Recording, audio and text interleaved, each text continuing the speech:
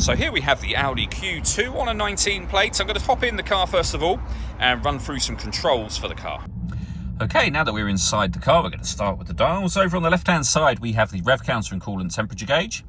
And on the right-hand side, the speedometer and fuel gauge. In the middle, you can see the total miles of the car there, 26,801.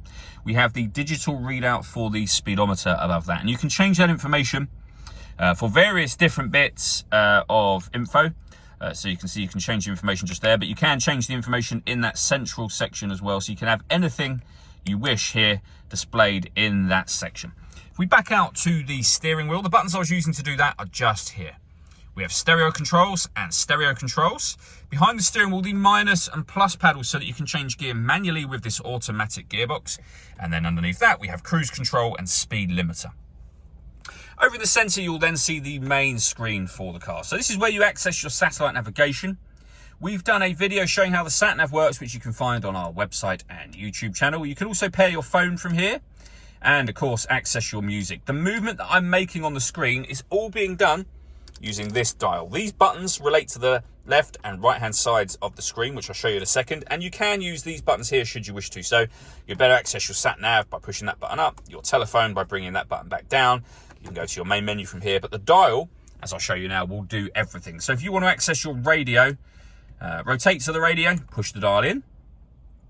That button on the left-hand side of the screen there relates to the button on the left-hand side of the wheel, so you can go back a page should you wish to. But within the radio section, you can see there we've got FM, DAB, and AM radio. If you want to listen to your own music, you can do under the media heading.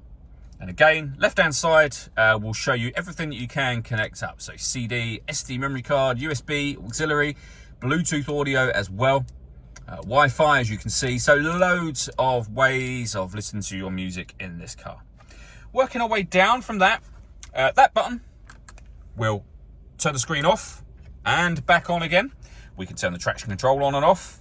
We've got our hazard warning lights. We can turn off the stop and start. This car is designed to cut out when it's stationary in traffic, with the idea being that it will save you fuel. That system is off when that light shows.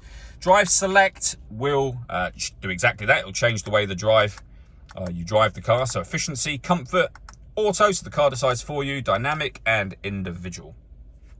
And then below that we have the climate control, the air conditioning for the car. So you can adjust the temperature, the fan speed and the direction the air is being distributed in. The air conditioning is on at the moment, so that turns it back off. On again, you can recirculate the air that's in the car. That's a great way of heating it up or cooling it down quickly depending on the temperature you set over there. And again, turn that off and that very easily. We've got our heated rear screen as well. Underneath that, we have a 12-volt charging socket, USB input, a couple of cup holders, and a gear lever for the fully automatic gearbox as well. All that leaves me to say is thank you for taking the time to watch this video. If you'd like to come and see this ULEZ compliant car for yourself and have a test drive, please feel free to call either of our MJA sites. We'd love to hear from you soon.